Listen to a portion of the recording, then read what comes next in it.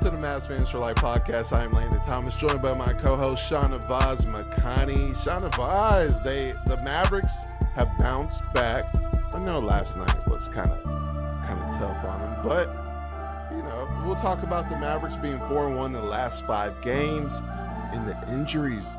Just when the Mavs got healthy, the injuries always come back around for the Mavericks. We'll talk about that, and then they cannot at all. And we'll talk just what's coming up in the pipeline for this team. So Shahnavaz, 4-1 in the last 5. And we talked about this on the pod last week, right? We would want them to go 3-1 their last 4 games. Yeah, we said 3-1. They did before we recorded today, which is exactly what they did. So it's a good week. It's a good week. So that's what we wanted to see the Mavericks do. But, they lose that Thunder game. What'd you see in that Thunder game? Because they had a chance to win that game, even without Luka. Yeah, they had a chance. We talked about it before the pod. The officiating in that game was just kind of ridiculous. But look, I don't know how much I believe in moral victories or, good losses, but that's one of those games where you look and you're like, you know what? Like, okay. Like, I'll take it, Like, you lose by 7 to the best, arguably the best team in the Western Conference, or, if not the best, in the second such best. A good team. Without your star player, and with an off night from PJ Washington, you got a really, really spectacular night from Kyrie. Tim Hardaway Jr. stepped up big last night. It just, it's one of those where the line was 9 for, without Luka, which shows you how little faith, even bettors have about this Mavericks team without him on the court. And I think that Mavericks played well. It was one of those things where it's like every time the lead got to double digits, it felt like the Mavs got it within 5, and then OKC pulled away again. And we got it, the Mavericks got it within 4 or 5 again, and then OKC pulled away. And they're a great team. There's a reason why they're a top 2 seed in the conference. But I think you tip your cap to the Mavericks. I mean, that's a game that they probably shouldn't have been in, without Luka. Because the Thunder are a better team, but they hung in there and they fought till the very end. And I think it was very much a game where Dallas could have just said, you know what, like we're without Luka, like forget it, like let's just move on to Sunday. Our minds are towards next week when we get him back.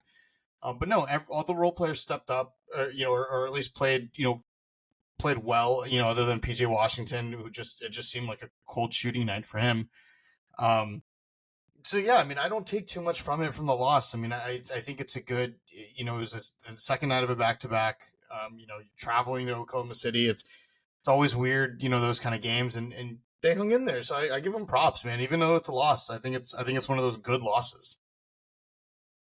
Yeah. And I know there's no moral, victories. You could say there is, but the players and coaches, they don't want to hear anything like that. But when you look at this game, it really was. I mean, like, for all the things that you mentioned, PJ Washington having a horrible shooting night, and just the Mavericks, they won the second and fourth quarter of that game. Mm-hmm. And they, like you said, every time the Thunder were starting to pull away, the Mavericks came right back. And that's what's good to see about this team without Luka is, guys were stepping up. Just like you mentioned, Hardaway Jr. stepped up, and that was a perfect time for him to step up because they needed him. And just imagine if PJ got going too, they would have won that game. And it's just good to see players like Hardy. Hardy had efficient stretch, when he really was playmaking. That's what we wanted to see in his development is, playmaking and defense. He put some effort into it on the defensive end as well. And that's good for his development because they're going to need it. And it's just, like you said, they're a better team, even with Luka. They're a better team than the Mavs. So that's what you want to see. You lose by 7 without Luka and without Josh Green, who is an important rotation player for the Mavs. I would take that and have pull the positives from that game to heading into your game in Dallas against the Nuggets Sunday. And hopefully Luka comes back Josh Green looks like that was severe. That was tough to rough. watch. Yeah. When he stepped on Lively's foot and then he rolled the ankle bad, um, just pounding on the floor. That was tough to watch him and in pain. Yeah. Hopefully he's okay. We'll know more in their next practice. Luka as well, but I liked what I saw. And I saw the Thunder fans. I saw y'all representing your player. I give props to y'all. Y'all came in a swarm, man, just like a thunderstorm. Yep. I give props to y'all because, I post about all the teams, like good and bad. I just tweet about teams just because, just because we covered the Mavs don't mean all your tweets are only Mavs based or all your tweets are only rooting for Mavs. We tweet bad things of what the Mavs are doing too.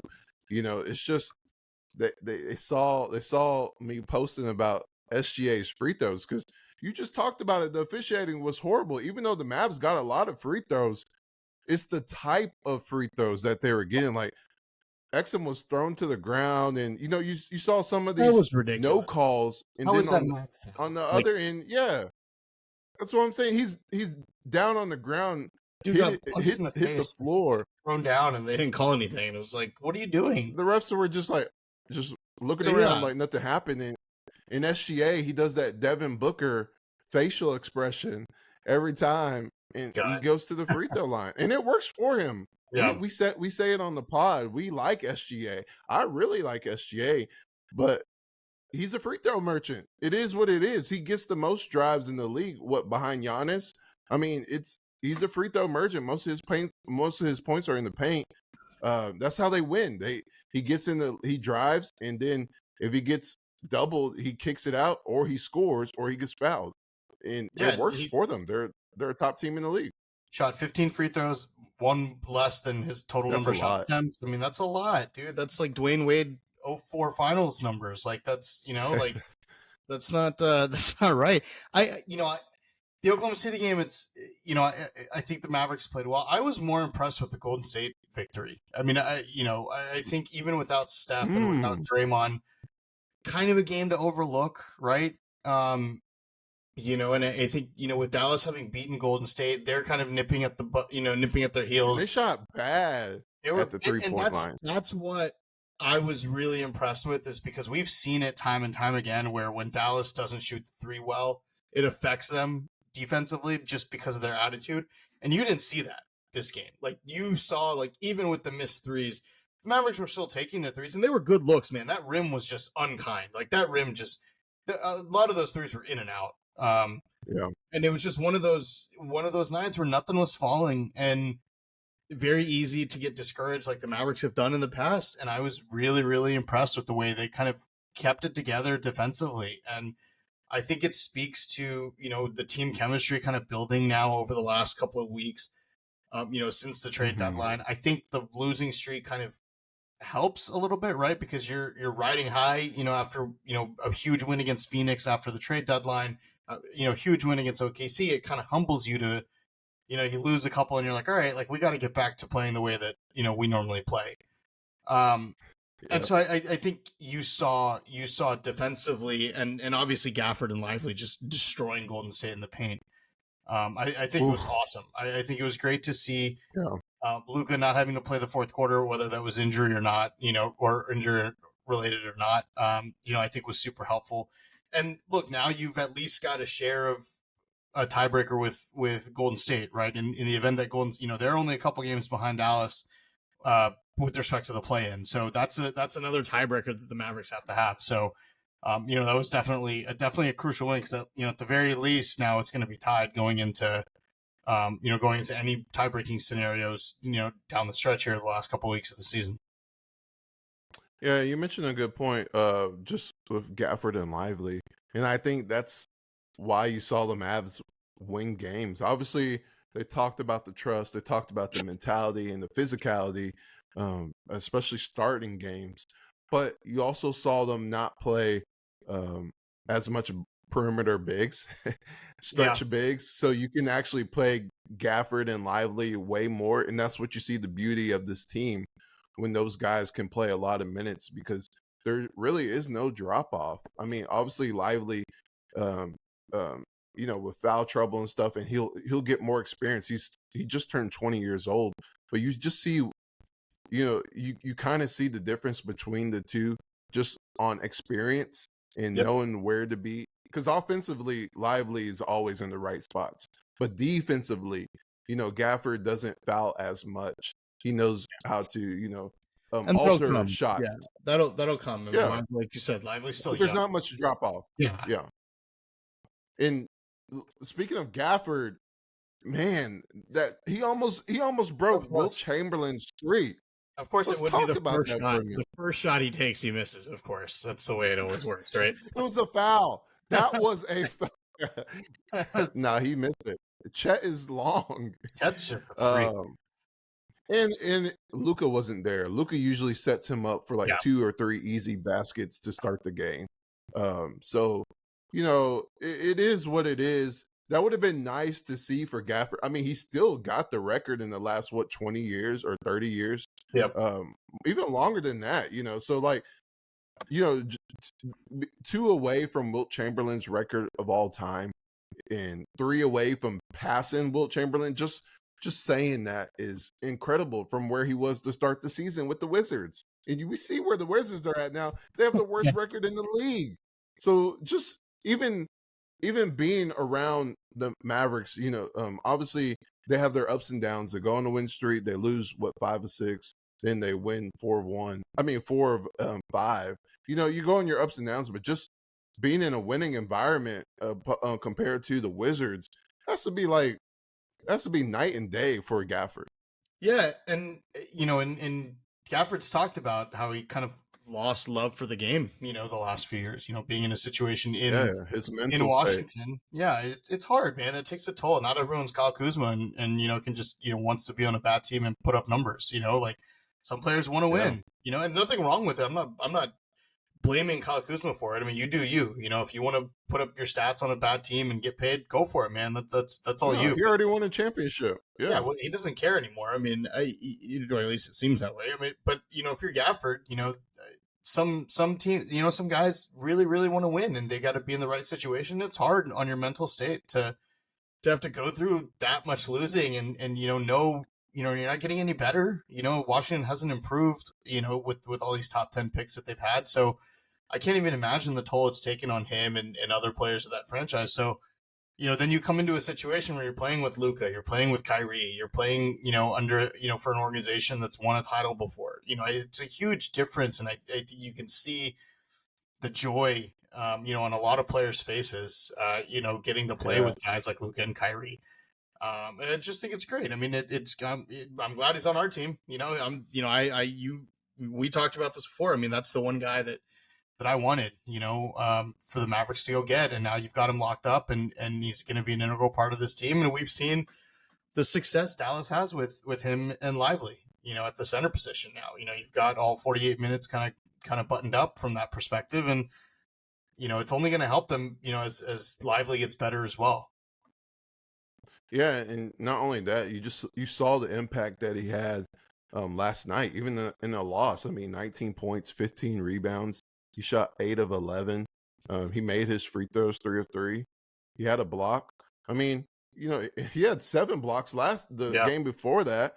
He's just a beast. And the thing I love is, because you just talked about the difference between going to, let's just be honest, a losing organization to, I mean, the Mavs haven't won recently the last 2 seasons. I mean, this season they're doing okay, but I'm just saying, just having expectations. They haven't won since 2011, but they have expectations every year with Luka, and that's the thing. Your game rises to the occasion every game. There's pressure every game to perform, not just go out there and show that you can play. So you sustain your value in the league. It's actually, you have to play great, right, for the Mavericks to succeed. And that's what I like about it, because you just mentioned the joy that he has and in the mental state, because that gets lost in this game. But also, it doesn't matter what his role is. I mean, him and Lively, they're just here to win. And Lively even said he didn't even expect to play this many minutes his rookie year. So it wasn't like he got benched. It's just like the Mavericks made an adjustment, and they both play similar minutes when they both are on their game. But Gafford, even if he gets more minutes, I mean, Lively's going to be the starting center eventually. Yeah, So you just have to go with what works. Yeah, and I don't think that's too big of a, I don't think it's anything to make of, in terms of like who's starting and who's not, because like you said, they're going to split minutes. They're pretty much the same player anyway. It's not like one gives you something different than the other. It's just, I think, Lively being younger, only 20 years old, still kind of learning the game. And he even talked about kind of hitting the rookie wall earlier in the year and struggling, and obviously he had the injuries, and he gets into foul trouble still, and as a young kid, I mean, he's still trying to learn. What better, who better to learn from than a guy whose game is pretty much exactly the same as yours, so I think, I think you give Lively the opportunity to, he plays with both. It's not like he's strictly with the second unit. I mean, you'll see him play with starters as well, so I don't think this isn't like a Josh Green, Derek Jones Jr. situation where it's like a calculated move to, to make the starting unit better. I think this is really just experience, the experience that Daniel Gafford has over Derek Lively. And like you said, Lively's going to start next year. Gafford will probably be off the bench next year. I mean, Lively's just got to get a little more seasoned. Like, I think we forget he's a rookie and that he hasn't even played a full year in the league. Yeah, and that's what it really boils down to. And I also feel, with Gafford, you have that experience, like you just mentioned. But Lively, he does great, and he is great. It's just the foul trouble at the beginning of the game.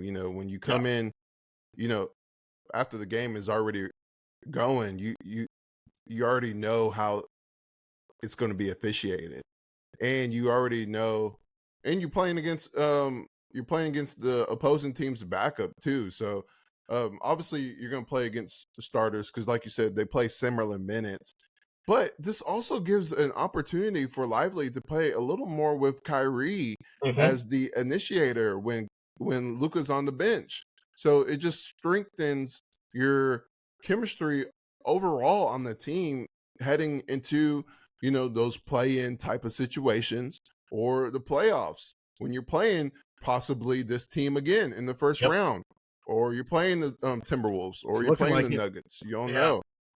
So that's another thing that, like, and before we move on to the next topic, Thunder fans, it's okay. It's okay. I like SGA, and I know Luka gets a lot of free throws. I know, but we're not posting about SGA. We're talking about SGA. You don't have to say, well, Luka's doing this, or we're not talking about a 6-man. Well, THJ's doing this. I'll talk about all the teams. You don't have. No. I don't play for the Mavs. I just cover them. Texter or Twitter. Exactly. If I post something comparing them to a Mavericks player, that's different. But the first response to a basketball point or an NBA point shouldn't be, well, the Mavericks are doing this from other teams. Like, that's not what we're. It's not the point NBA, of the conversation. Yeah. That's not a good debate. So I know Luka gets free throws, but I'm talking about the percentage of points. The percentage of points from the free throw line.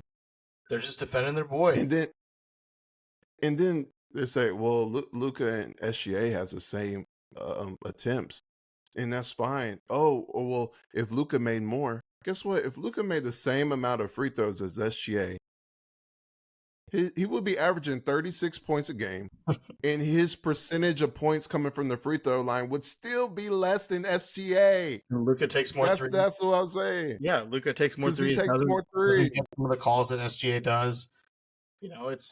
There's a wide range of reasons why that's on Luka too. On Luka, that's on Luka too. You complain like he complained. Yeah, they don't want to call it. And SGA does not complain. And the NBA just loves SGA. We're gonna give him everything. Yeah. Okay, so let's talk. Speaking of Luka, let's talk about the injuries. Ooh, so it was, it was obviously Luka came down on his hammy that looked bad because he threw the alley-oop or he threw the the dish to Lively, and then when he came down, you could see him wince, and Yeah. then he was motioning to Kid to come out of the game. And it was late in the game, fourth quarter. You wouldn't think any of it, but it was ruled out that he's missing the rest of the game with a hamstring injury. So that was a big commotion on what's going to happen with Luka, because a hamstring injury That could you don't be mess extended. Yeah, you do not mess with that at all. He didn't even make the trip because you want to rest. They have a game tomorrow. They have a game Sunday against the Nuggets. We'll see how he feels tomorrow. But like you said, you do not, even if he has to miss the Nuggets game, you do not want to mess with a hamstring injury. But he did his testing and it came back clean. It's just tight soreness. So that's good. But like you said, you don't want to mess with that where it becomes even more a serious injury. So, and then also Green last night, man, what is up with these injuries? The Mavericks finally get healthy. It's like a repeat of December all over. I know. Then you see Gafford go down, and then you see Exum go down. Good thing they're okay and able to resume play. But Green was out. That looks like a severe ankle sprain. You don't know how long he's out. We'll see more tomorrow. But what's your thoughts on these injuries? The team finally gets healthy, and it was like back-to-back injuries the last 24 hours. It's just the Luka injury. I think I'm really happy they sat him out because I know there was a lot of people chirping about, well, no, you play him against OKC and then rest him over the weekend. I'm like, do not mess with hamstring injuries. Like, not to your star player, like any player. Like, hamstrings are such a weird, like we saw with Maxey. It's like Luke. I mean, you mess that up, you're out a significant time. I mean, you're talking the rest of the season's over. And then the Mavericks can't afford that. So I think it was smart to rest him against OKC. It would not shock me if he doesn't play against Denver. It would not surprise me. Just with the way the schedule is coming up with San Antonio and then 2 games against Utah next week. There's no such thing as a cakewalk game in the NBA, but those are 2, lesser opponents that you may not have to exert yourself fully for, versus playing against Denver is going to be a pretty tough battle. So they have trouble with. They already have trouble, against the Nuggets. You saw this team with rally. Luka. Yeah, you saw this team rally last night and play really well against OKC. Maybe you let that same group go out. Look, if PJ Washington hits a couple more shots, the Mavericks win this game. If the refs don't call. And it was a back-to-back. Yeah, I mean, second night they'll have more energy. Travel like up to Oklahoma City. I mean, this game's at home on Sunday against Denver. I would not 2 shock nights me. off. Yeah, it would not shock me if Luka doesn't play and you just run it back with the same lineup you had yesterday. With Josh Green, that looked bad, and those high ankle sprains can go anywhere from 2 weeks to 2 months. I mean, just depending on, I would expect 4 weeks, maybe 4 to 6 weeks, just looking at just this. I mean, I'm not a doctor, but just this, like, it looked bad, like just from my own eyes. It'll be interesting to see kind of what that looks like, but I mean, thank God the Mavericks have depth now. Like, that's, you kind of have to have to be super happy at the fact that now you've got Dante Exum back, who can kind of play that forward position as well as guard. Derek Jones Jr. obviously, is in the starting lineup. But, now you can kind of, maybe this gets Hardy, this may be Jaden Hardy's chance now with Josh Green going down, because you can put Jaden Hardy in the backcourt and let Exum kind of fill that void of the, the shooting or the small forward off the bench as opposed to Josh Green. So this may be an opportunity for Hardy. We talk a lot about making the most of your chances, and as well as Jaden Hardy has played in recent games, he's still kind of riding the bench with Jason Kidd as they try to get Hardaway going. So this may be a chance for him, but it's just, you kind of have to just, you kind of hope for the best for Josh Green, but thank God, the Mavericks finally have depth where this isn't a concern like it would have been earlier in the year had he gone down and you're missing Exum and Derek Jones Jr. is still trying to acclimate himself to the team, and then you're kind of scrambling like, what the heck do we do now? Yeah, and that's what it really is. It's just get to the play in healthy. Yeah, seriously. Don't or if you can make the 6 seed, get to the playoffs healthy. It's just you don't want to risk anything now. I mean, there's too many games left. Even though you're Yeah. still at the final stretch of the season, there's still too many games left where you don't want to risk anything. And like you said, with the Nuggets being so good, um, and the Mavericks already have trouble with them. Obviously, it depends on how Luka feels, tomorrow at practice or Sunday, a shoot around. It all depends how he feels and what the trainers think is best for him, not for best for the team, Right. you know. But at the same time, you know, like you said, that's one that I would not be surprised if he misses. Obviously, he loves playing against Jokic, and he just loves playing overall. And he knows where the Mavericks are at. I'm sure he Mhm. was watching the game like us all last night. Just but like you said, the season, the schedule next week, we kind of have to be like last week. The Mavericks have to go 3-1 in the 3-1. next 4 games again. Yeah. Again. Look, you got. I mean, yeah, Denver on Sunday, and then we talked about they got San Antonio, and then 2 games against Utah. But man, then you go back to back with the Kings. Like those 2 games against Oh, Sacramento are going to be the most important of the season because Sacramento's right there. And you brought this up yeah. earlier that the Mavericks keep winning and stuck in the 8th seed because the Mavericks can never win the nights that for some reason every night Phoenix loses, Dallas loses, so they can't jump over Phoenix. And then Sacramento keeps Like winning best these bud. games that they have no business of winning. They get completely outplayed and still keep winning, and it's Was just it the like Bucks, the Lakers, or some? they beat the Bucks. I mean, they killed the Bucks, but then they go and lose to the Rockets. Like, come on, they lose to the Bulls, but they beat Minnesota and they beat Denver. It's kind of like you guys, they're really messing with us, man. This is like it's not fair. And it's just Yeah. it's unfortunate because every time the Mavericks win, Phoenix ends up winning, and then every time the Mavericks lose, Phoenix loses. So it's like there's no change. It's just everyone's just kind of Yeah. sitting in that same spot. But those 2 games against the Kings, I mean, those are going to be critical. So Dallas has to go in there into those 2 games with some momentum and at least split those. I mean, because the Kings have a pretty easy schedule before that matchup as well. In a couple of weeks, and so Dallas just has to be hopefully healthy and have some sort of kind of a flow, having a flow as they get into those 2 games against Sacramento. Yeah, and not only split them, I would say Mavericks have to win those games, both games. Be nice. Like they could even lose against the Jazz, or just they have to win those Kings games because Yeah. the Kings are 2-0 against them on the season, and you get that tie if you win those 2 games, and then it goes down to division. So you have to win.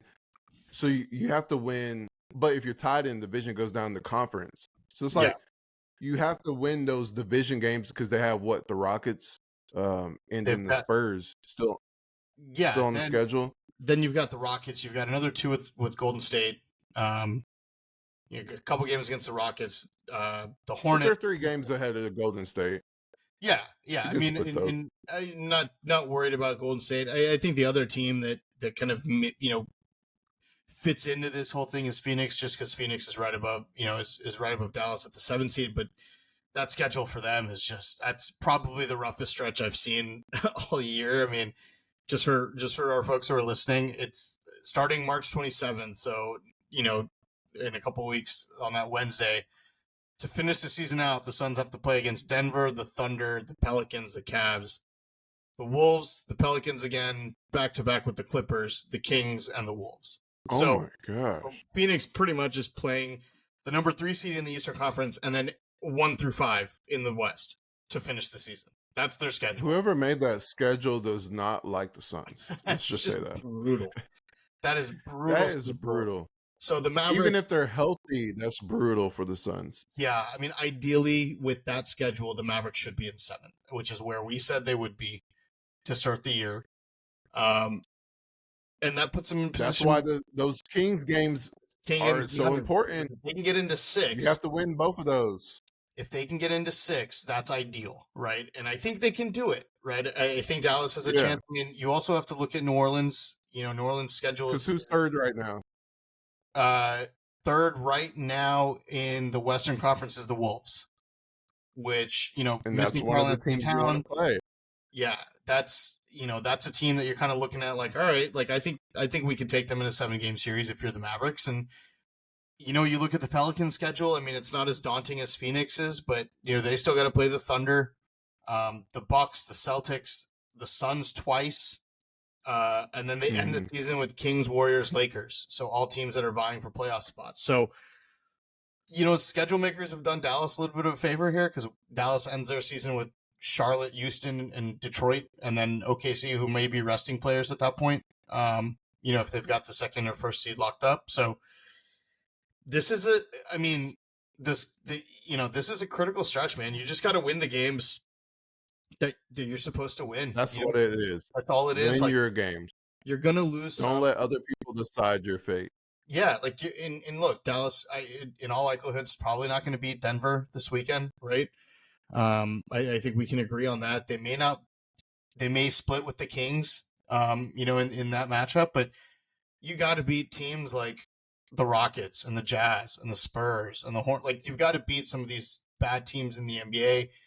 Put yourself in a position where the pressure's not on you to go out and make things happen for yourself. Let the other teams clearly fight amongst each other, because they're all playing each other down the stretch. You don't have to play New Orleans anymore. You don't have to play the Suns anymore. This is a time for Dallas to just win the games you're supposed to win, and everything else, let it kind of work out on its own. And that's what it is, folks. Win your games. Just win your games. The Mavericks control their destiny. They really do. Yeah. Because, if you win those games, they could be 6th seed, or like you said, they could be 5th. You have to focus on every single game. And that's what they really done. Outside of last night against the Thunder, and they almost had a chance. They were up for a little bit. Yeah. They almost had a chance. It's an encouraging sign. Like, you can hang tough with one of the best teams in the league without Luka. I think that gives you confidence going into any matchup. Because Kyrie. Yep. Kyrie is back, man. He's on his way back, and the brother can ball. Like, seriously, because he's amazing. I've been posting updates, but he is going. I will put money on this. If I'm wrong, I'm wrong. He's going to get a 50, 40, 90. I told y'all like a month ago. He's on the verge of that. He's made how many free throws in a row? 39 straight free throws in a row. The last one he missed was a technical foul against the Wizards a few weeks ago. But since then, he's hit 39 straight. You hear that? You hear that, folks? 39 straight free throws. He's above 90 now. That was the biggest concern on not getting free throws and not making free throws. He's made 39 in a row.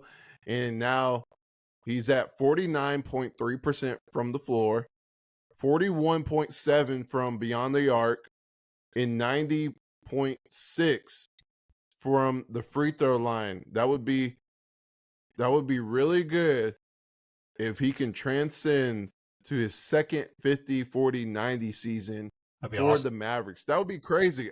And this is Kyrie, one of the most efficient shooters of all time. He's so gifted. Obviously, his handles and his finishing ability, but he's one of the best shooters when the game's on the line. But just having a 50, 40, 90 season in your first full season with the Mavericks, that would be nice. That would be nice to see. A little bit of trivia for you, Landon. Who holds the record for most consecutive free throws made in an NBA season? Ooh, 39. free What do you throws. get to? That's a good point. So that's a good question. So we're going from Gafford chasing Wilt Chamberlain to Kyrie chasing Mark Price. No, incorrect. Kyrie Irving is chasing Dallas's own Michael Williams, former point guard for the Minnesota Timberwolves between March and November of 1993. He hit 97 consecutive free throws. 97. Dang. 7 consecutive free throws. Born and raised in That's Dallas. crazy. Born and raised in Dallas, went to David W. Carter High School, and was a second-round pick out of Baylor. So local Dallas boy. Wow. Shout out to the Dallas boy, Michael Williams. Michael Williams. Shout out to Michael Williams. Okay, Shahnavaz, last words. What would you like to see outside of health? What would you like to see from the Mavs in the game against the Nuggets? We talked about their challenges. So what would you like to see from the Mavs? I want to see the same intensity they played with against OKC. Like knowing that, you may not win the game, you probably won't win the game. I think as a player, sometimes it's hard, but if you can give the same effort, anything's possible, even if Luka's not playing. You go out, you give that same effort that you gave last night against Denver. Who knows? Maybe you pull something out. Maybe something happens where Kyrie goes nuts again, and Tim Hardaway Jr., if he can stay in rhythm, that's a huge boost for this team if Luka doesn't play. But really just to keep the mindset, man, keep the confidence that you have from this 4-game win streak.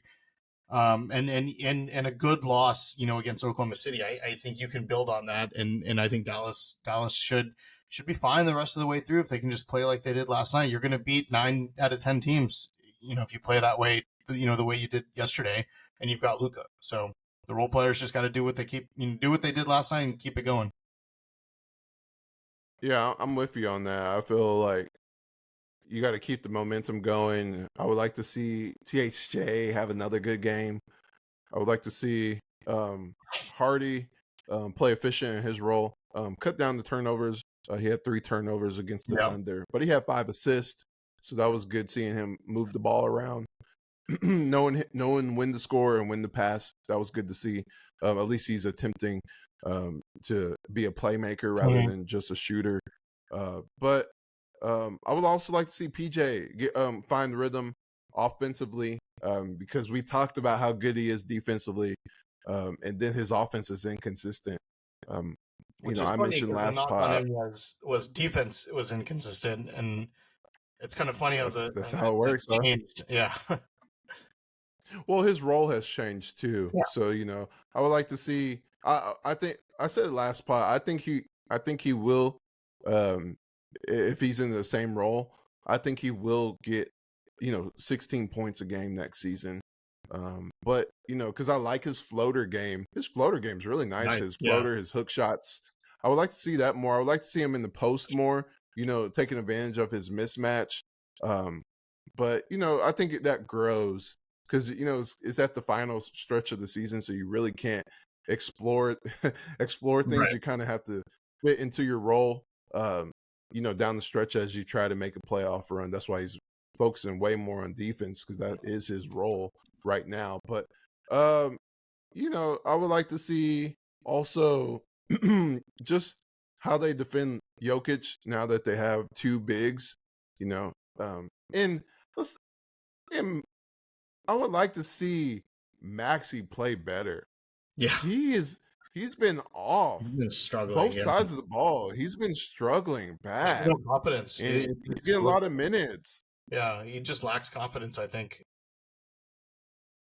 Yeah, and it's not just offense, like defense. Like he's not being what we saw a few weeks ago, where he's moving his feet, he's closing out, he's defending, he's altering shots at the rim. Like we saw a glimpse of Maxey 2 years ago, and now it's back to glimpse of Maxey last season. So it's just going in waves. So we'll see. Maybe he was playing too many minutes, but maybe they need to be Yeah, the injury. I don't know if the injury is still lingering. If there's some issue there. And I know there's a lot of talk. And about why is Jason Kidd playing Maxey? Why not just play Gafford and Lively? All 48 minutes. And I get it.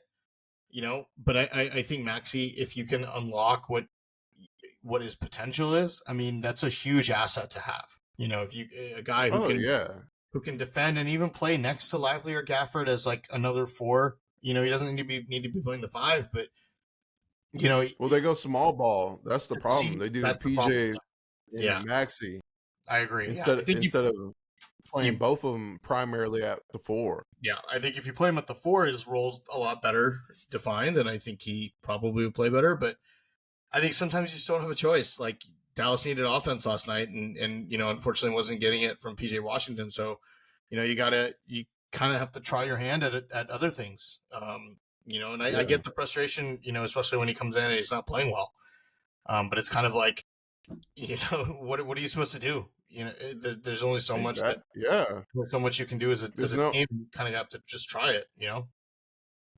Well, it makes sense why he plays. Yeah. He's just not playing well. Right. That's the problem.